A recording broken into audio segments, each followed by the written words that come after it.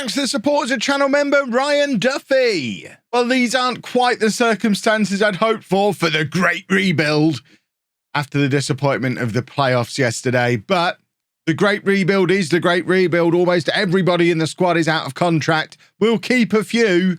We're going to get rid of a lot, though, and this is going to be the team that actually gets us out of the National League North next season.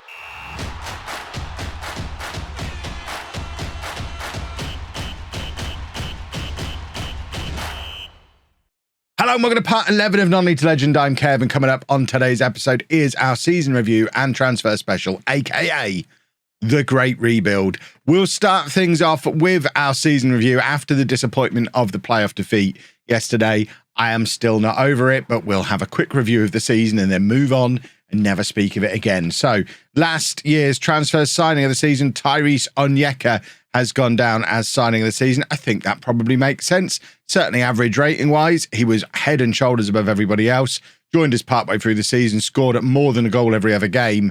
And he is one of two players in this squad, along with Damalio Brown-Sterling, who already has a contract for next season. It's reassuring to see that there's 50 goal contributions between the two of them, as they are likely to be our strike partnership going forward into next season. Obviously, some of these loans were pretty useful as well. Connor Carty, the most notable of them. And I didn't realise we'd played as many as 55 games. Connor Johnson, despite being suspended for the first 3 matches of the season, then played 55 games in a row, apparently, and has played more games than anyone.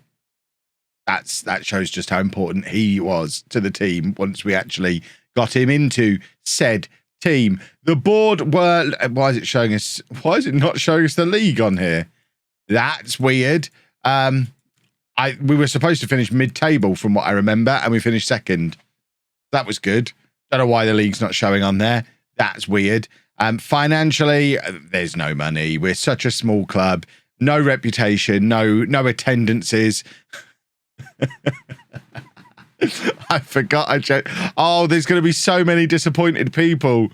Imagine Toolbag selling more shirts than anybody else. Oh my word, that is devastating. We were all so excited when we brought him in, and he was such a failure, such a flop. Biggest flop. I already don't remember his real name. He'll forever be Toolbag, and he is gone. We should refund everybody who bought one of his shirts. Only sold 90 shirts. That's pathetic, quite frankly. And this was our team of the year. So Crook in goal, back four of Ado Antoine, Cameron Johnson and Edwin, Nicholson, Lawler, Kennedy and Sembi Ferris in midfield, and then Onyeka and Carty up front. Looks about right to me. Obviously, there's a few of these we're not going to have this coming season. Edwin will go back to his parent club. Carty goes back to his, and almost everybody else is out of contract. So we're going to have to make a decision about which ones we are going to keep around. Player of the year was Connor Johnson. Young player of the year goes to Onyeka, who, as we know, also won signing of the season. Connor Carty, top scorer. Sembi Ferris, top assists. And Brown-Sterling, best average rating, with Connor Johnson the highest average rating at the club. And there's all these club records as well, which don't read too much into any of this. It's the first season. It always sets all of the club records in the first season. They'll mean a little bit more from next year. Ultimately, I think we have to keep reminding ourselves it was a good season. It was an overachieving season. We've never played at this level before. We were supposed to finish mid-table, and we very, very nearly got promoted. That's impressive stuff as far as I'm concerned. And there's what a shock. What a shock. Future stuff. The Dynamic Manager timeline does feel like it needs some work. Right, let's see if we've got anything else significant on here. We broke our attendance record, which is very nice. 2,000 people turning up at B Arena. We've got more family fans as well, and less Fairweather fans. We've actually lost social media followers. For a club our size to lose 145, we've lost more than 10% of our social media following. What on earth have we done to lose 10% of our social media following? Good job it doesn't matter. Club vision-wise, the board are looking for us to reach the playoffs again next year. They are gluttons for punishment, and eventually get promoted to the National League, because it says they'll reach the National League North playoffs, but the next year attempt to remain in the National League. So they're assuming we're going to win them. It's like they've not been paying attention. We have to continue working within the wage budget, building the club's reputation, all that stuff. We're probably not going to play counter-attacking football, but I'll carry on playing direct football and signing young players. But let's take this counter-attacking. I don't want to play counter-attacking football. Thank you. I don't mind playing direct football. Counter-attacking, no. No. No. I mean, so what's the point of having the negotiate button if I can't negotiate? I now don't have the option to take it off and suggest. I can only confirm. So fine. We'll do. I mean, I'm not going to do it. You've backed me into a corner. I've had to say I'm going to do it. I'm not going to do it. We are going to try and finish in the playoffs. And that is all good. And there's our team report of what our best 11 is. Obviously, a lot of these are going to be leaving. So let's not worry too much about that. The squad planner in this kind of circumstance, utterly useless because everybody is gone or out of contract very, very soon. So we're not going to worry about using the squad planner. What we are going to do is have a look over here to see all these players who are on expiring contracts. It is almost everybody. And I guess we need to make some decisions about who we're going to keep around. First step is decide who we're going to be keeping. Have we had budgets? We haven't had budgets, so budgets are hopefully coming as well. But we need to decide who we're keeping. Obviously, the likes of McKnight, Onyeka, although worryingly, both of them supporting Toolbag. Toolbag is obviously going to be leaving. And then you've got a few more of these players who have played a lot of matches. The likes of Ado Antoine, we're probably going to keep around. Connor Johnson, we probably keep around. Even Sembi Ferris, Nicholson, that kind of level. But then you get to Sonny Graham and down, and probably all these guys are going to be moving on and they're going to need replacing. There might be a little variance from that as we actually get into contract negotiations, because we're not going to give anyone big pay rises. We've already tried negotiating with Connor Johnson a couple of times, and he wants a pay rise, and he's already the highest paid player at the club. So as good as he was, I'm not going to give him like £800 a week when that's more than 10% of our budget. So we might even lose some of our better players, but I'm going to fiddle around, try and do some contract extensions, and then show you what we've got once we've done all that. There's our budgets. Okay. So we have had our wage budget increased slightly. That means we might be able to negotiate a few more increased contracts. What says Peterborough Sports to delay required stadium expansion. So our ground still isn't good enough to play in the National League North, but we're delaying it. Use the club right. So we do have the right to postpone the expansion. We need to increase the capacity by 700. So I guess we'll do that next summer now. Maybe. Right, I need to go and fiddle with contracts. I'll show you what I've done when I'm done, and then we can start working out what we actually need to bring in. Well, before we've even done contract renewals, we've actually made our first signing. Brandon Taylor is a new centre-back / right-back, 24 years old, comes in from Boreham Wood.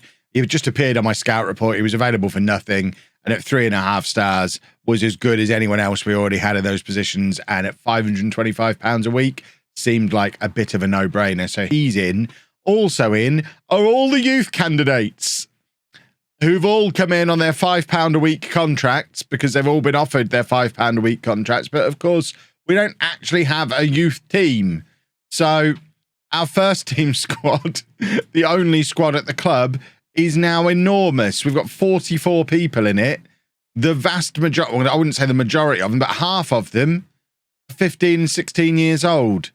We need a youth team. I'm hoping this is something that can be added in this summer so we can move all these players, all 16 of them, down into the youth team. Otherwise, they're just going to be A, cluttering up the first team squad forever, and B, never going to develop because they're never going to play matches. So fingers crossed we get offered the opportunity to have a youth team at some point. Maybe. Well, that's all gone through very quickly and painlessly. We have a new owner. Grant Biddle, previous chairman, announced like 2 days ago he was looking to step down or wind back his, to wind down his career. I thought nothing of it. And then all of a sudden, it's just happened. We've got a new chairman. Mark Parsons has taken over the club. We have a message from him. There are no plans to provide the club with any investment. And I guess that does change the club vision. Let's have a little look. It doesn't. The club vision is exactly the same. He's just stepped up from the existing board, so we'll just accept it. I guess we could have tried to take the counter-attacking thing out, but other than that, we have our new chairman. Crookie has a new contract. Lovely, lovely, lovely. We don't have any extra money. we are starting to get a few contracts to go through. We are still struggling with Connor Johnson. I think we're going to lose him. He wants more money than we can give him. He wants like £850 a week. We just can't afford to give him that. So I think he's going to be leaving. There's a couple of others who want a little bit too much money and are probably going to be leaving because of it. Jordan Nicholson, Dion Sembi-Ferris, who they're both wanting in the region of £500 a week as kind of mid players as far as the squad is concerned. They're not great. They're not the kind of players we should be spending £500 or £600 a week on. So I think they're probably going to be leaving as well. And hopefully everyone else up here is tied down to a new deal. That's the plan. We're working on it. As you can see, Peter Crook in for another year. Beautiful stuff. And there's Connor Kennedy. See, they're all starting to come through now. Even Sonny Graham, because he agreed to a non-contract. So keeping someone in with a beard like that on a non-contract who we can release at any time just seemed like an absolute no-brainer. This is a huge signing. Max McKnight is far too good for us. But he's back in again for another year, and we can't afford that guy. So we'll just keep doing contracts and see what we're left with once we're done. Oh, good news right at the death. It's the 28th of June. Just as his contract was about to expire, Connor Johnson saw sense and has signed a one-year contract extension on sensible money. So that's him as part of the squad for next year as well. We've also now been given an under-18 team. So we've been able to move all our youngsters down into the under-18s. We also brought in this guy who was just floating around as a 16-year-old goalkeeper that that wasn't at any club.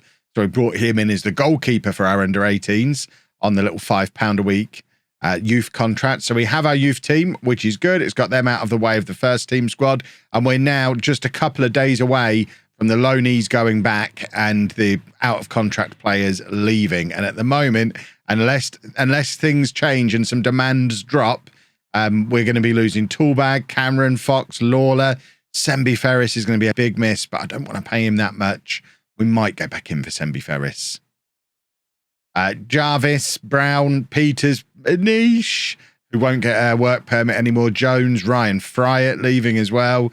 Jordan Nicholson, who had a disappointing season. And then, of course, the loans going back as well. Michael Gash has signed a new contract as player coach and announced his retirement as a player that goes through in a couple of days. So Gash will just be moving over into the coaching team fully. So he'll disappear from the playing squad pretty soon as well. And then we've got these few players at the bottom that we're going to need to build a squad around for next year. Easy peasy. And we did manage to squeeze a new contract in for Sembi-Ferris, £350 a week. So he's actually taken a slight pay cut. It's exactly what we needed him to do, just to justify keeping him around in the mix. So he is going to be in here for next year as well. There is Michael Gash having hung up his boots. I don't know why it's asking me to enter contract negotiations for him. We've already given him a contract as a coach. I mean, can we try and give him... No, we don't... The game's a strange one, but there you go. If you want to read about Michael Gash's illustrious career, you can there. But the important thing is he is now fully in as a coach. And the plan is I want to spend my entire career with Michael Gash. He's going to come everywhere with me. We're big friends. That's the lone players leaving and a few more of the fringe players attracting interest as well. I'm being recommended to bring this goalkeeper up into my first team squad. I don't know that I will just yet. We'll see if we can bring in a better backup or maybe even someone over the top of Crook and leave Smith down in the under-18s for now.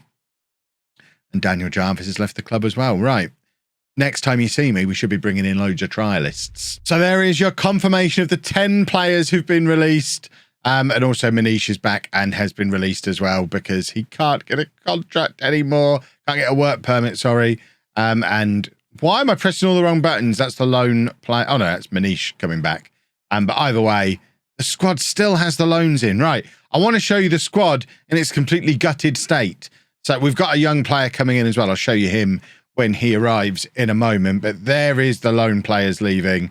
That is the youngster that we've just brought in from Everton, Seb Quirk, who can play right midfield and right back. Similar to what we've got with Green on the left-hand side. I think it's really useful in a small squad to have a player who can cover both positions. We'll have a first-choice right back, which is McKnight, a first-choice right winger, which can be Sembi-Ferris. And then Quirk can cover for both of them and compete with both of them. And That way, we just need the 3 players to cover those 2 positions, which seems sensible to me. And now my director of football is making an offer for a striker who looks amazing. All right, Mr. Director of Football, fill in your boots, carry on as you were. Meanwhile, I'm showing the boys and girls what we've got in our squad. It's tiny. We have a tiny squad.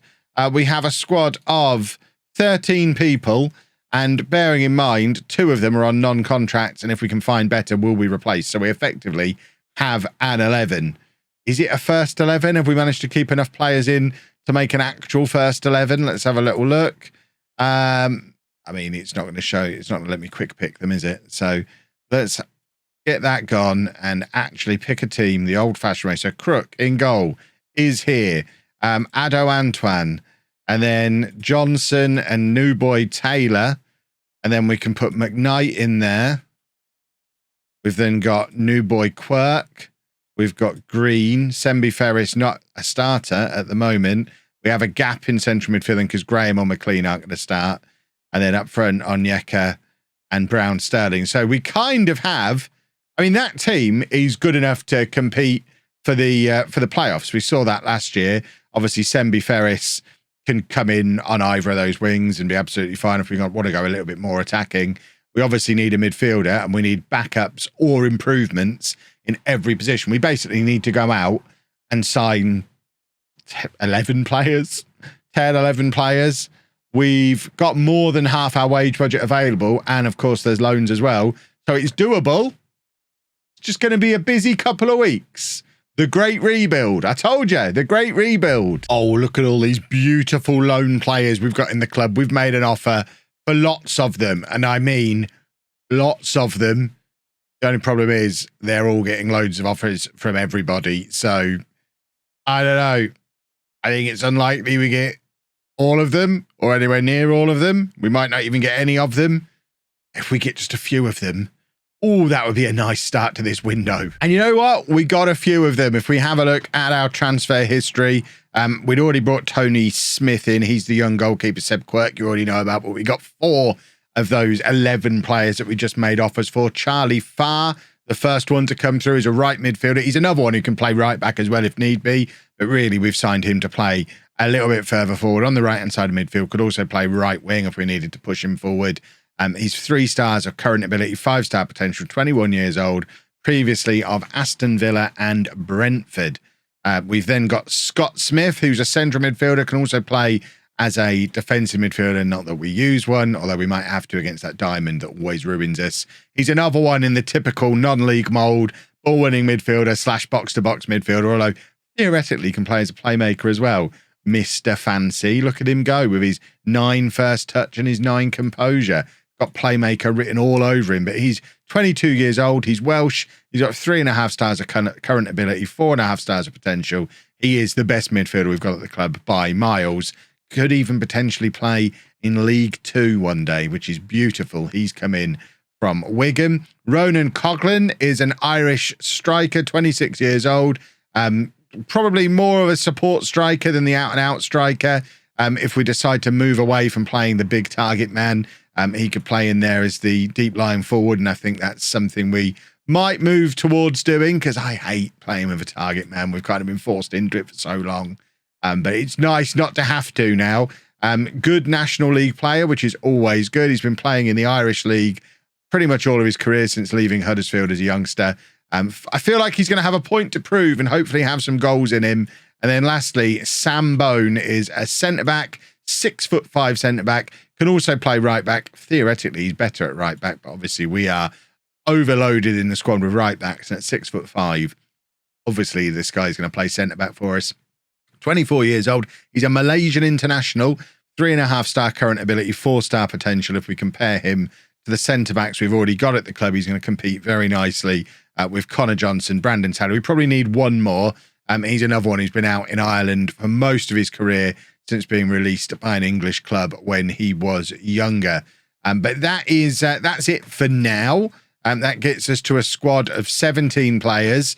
We still need another 5 or 6 probably, but we've got loads of spare budget to do it. So I am not worried. We will go and get the 5 or 6 that we need. Maybe even more if we let McLean and Graham go, who are in on non-contracts and realistically are both going to be replaced. They're just kind of hanging around to make up the numbers for early friendlies that start in a week or so. Oh, we've got our next batch in and it's getting very exciting. This squad is really starting to take shape. Jack Hinchey is a central midfielder, 20 years old, 4-star current ability, 5-star potential.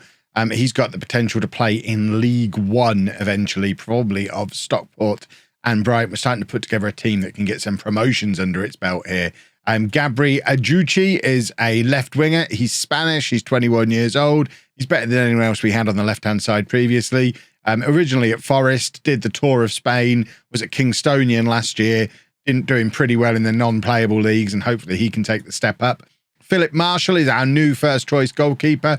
Polish under-21 international, 20 years old, 3.5 stars current ability, 5-star potential, much better than Peter Crook, and formerly of Aston Villa. Aaron Donnelly is a centre-back who can also play left-back, 20 years old, Northern Irish under-21 international, another one who can play Football League eventually, better than anyone we've got at both left-back and centre-back, and formerly of Nottingham Forest. And then arguably most excitingly, DJ Campton Sturridge, 21-year-old striker, another one who's in from Aston Villa, 4-star current ability, 5-star potential, potential to play in League One eventually. Most excitingly, played 5 times for Aston Villa in the Premier League last year and got 2 Premier League goals last season as well, and is now going to be playing for us in the National League North. We are still well within budgets. We've just taken another batch of trialists in. There's still a few squad spots we've got. I'd like to be a little bit stronger and left midfield. I don't really want to be starting Green or Ferris there, and Ajuchi really is a winger, and I'd kind of thinking of him as my backup on that left-hand side, and I'd really like someone who can be a regular starter in there. And I also think we're a little bit light in central midfield. We've let the 2 non-contract boys go, and even with Hinchy in, we only really have 3 central midfielders, so we could do with a 4th in there. But every other position is starting to look pretty well covered, which is exciting stuff. Well, we have our midfielder that we needed. Callum Cisse is in. He's a central midfielder who can also play in defence. 20 years old, Sierra Leonean international, 5 caps, 2 goals for Sierra Leone, 4-star current ability, 5-star potential, natural box-to-box midfielder, which is exactly what we wanted to complement all the ball-winning midfielders we've got in there. Already good enough to play in League 2, supposedly, with the potential to become a League 1 player eventually. He's in from Tottenham. And then Jamie Sewell potentially becomes the most exciting signing of the summer. It's another striker. Of course, it's another striker. 4-star current ability, 5-star potential, good pace. Pace is always important, but most excitingly about Sewell is he has the potential to be a championship striker in his future, previously of McDonald's amongst other clubs, but we won't hold that against him. There's still a lot of loanees lurking around in this squad. We still need a left midfielder, I think, but that aside, this squad is pretty much done. We haven't even started looking at loans yet. We've got £1,000 a week of wage budget spare to find ourselves a left winger, and nobody earning anywhere near that kind of money at the club. So we should be able to do that once we can identify the right guy. That should be the final squad spot filled. And then if we need to bring in some loans, we will. But to be honest, the squad is already looking very, very solid, even without starting to look at loans. We've got a lot of talent covering a lot of positions, good strength in depth everywhere. I am excited. This is a good team. I wonder what the media prediction is thinking of us after we finished second last year. Yeah, I kind of expected that after the signings we've made. We've got Marshall, Cisse, McKnight, all in the Dream 11. And yeah, I would kind of expect us to win the league this year, unless something goes desperately wrong with dynamics, where we are struggling a little bit because a few boys are starting to get a little bit unhappy about the quality of player that's coming in. Even some of the new signings like Smith and Coughlin starting to be a little bit, okay, you signed me and told me I was going to play, and now you're signing even better players. What gives? So we might have a little bit of a squad mutiny on our hands, but it's fine. We can handle a little squad mutiny. We've still not found the left midfielder we're looking for, but we have found a little bit more potential championship quality. Matthias Roberts, an 18-year-old Playmaker. We've got a fancy player, an attacking midfielder. Our Manish replacement, maybe. We haven't had one of these in the squad since Manish. It gives us an option to play a slightly different style. Whether we will or not really depends on how good Roberts is, but it's nice to have an option for a player to sit in there and actually do some creating, even if it's just off the bench initially, to offer something a little bit different when something a little bit different is needed. Getting back to the squad mutiny, Peter Crook is asking to leave, and we've accepted offers for him. So he's probably on his way out, potentially to McDonald's. What a punishment for him. We've got another young goalkeeper hopefully coming in to sit on our bench. And Ronan Coughlin, who only joined us like 3 weeks ago, is also asking to leave because of the new players that have come in over the top of him. So he's probably going to be on his way out as well. These three, Kennedy, Onyeka and Smith, also upset about good signings coming in, weirdly. I have promised them football because I think the three of them will still get plenty of football. Coughlin, less so. So we're going to try and get rid of him. Realistically, as a new signing, it'll probably only be able to be on loan, but he should be gone. Crook will definitely be gone, and we should have a new goalkeeper joining us imminently to replace Crook as our backup. And with that, Peter Crook has suffered one of the worst punishments in football and had to move to Milton Keynes. They're paying him decently to sit on their bench for the season, which I guess is fair enough. But he is gone. We've already brought in his replacement. Louis Moulden is a 21-year-old goalkeeper, as you would expect to be a replacement goalkeeper. 3-star current ability, 4.5-star potential. Much higher quality to just sit on the bench, formerly of Liverpool and Manchester City as well. That's some half-decent pedigree. So he's in, and ignore that. Budget-wise, we've still got about 1,000 to spend, and we've got a couple more attacking midfielders on trial, but we're not going to sign either of them. That was the other goalkeeper we considered. We're not going to sign him. We still could really use a left midfield player, although I guess Sembi Ferris could just play out there. It wouldn't do us any harm. Or, of course, Green could play there. We have a few options, but with about a week to go until the start of the season, it's looking less and less likely we're going to have a left midfielder in for the start of that season. We also haven't got anyone on loan yet, and I don't know that we need anybody unless we find absolutely spectacular loan options. We're probably just going to go with what we've got, and I think this, like I say, should be a team that's good enough to win the league. Look, we're knocking everybody around in these pre-season friendlies. That's what we do. Brackley, I thought Brackley were in our league. They were in our league last year, weren't they? I'm sure Brackley were in our league last year. Were they? Yeah, Brackley were in our league last year, and we've just put 6 past them in a pre-season friendly. We beat Stoke under 21s. Look at us go, boys and girls. Local-ish derby on the first day of the season as well, which will be tomorrow's episode. But this is the squad. In fact, let's just wait for Fitzhugh and Byrne to leave so that we can have a proper look at the squad in what is probably its finished form. Fitzhugh is still here. Get gone. We don't need you here anymore. Goodness me. Who's this guy? He's a left midfielder. Hold the phone. See, he's a striker who can play left midfield. That's not really what we're looking for. We want an out-and-out natural left midfield player.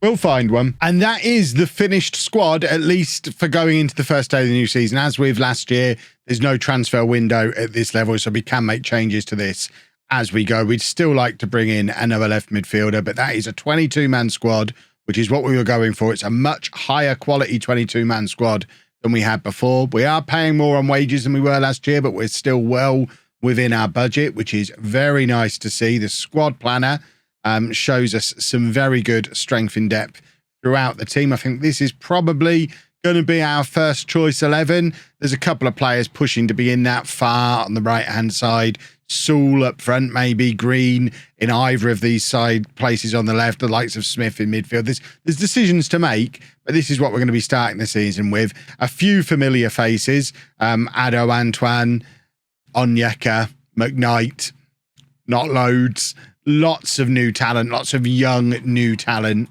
And like I say, I would expect us to go and win the league, as do the media. We're also in a very fortunate position in the National League North this year of having no teams relegated from the National League taking part in the National League North. All 4 of the relegated teams from the National League have gone into the National League South. So only 2 of the newly promoted teams have got into that league, whereas we have taken no relegated teams and 5 newly promoted teams who you would expect to not be as good as us. We finished second last year, so even without the great rebuild, you would think we'd have a very good chance of going up, because theoretically, there's no better team than us in this league.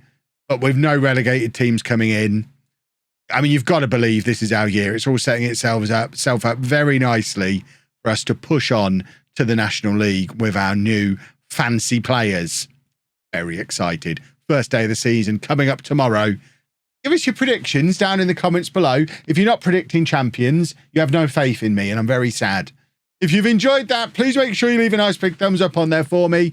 Subscribe to the channel for daily Football Manager videos. And thank you very much for watching.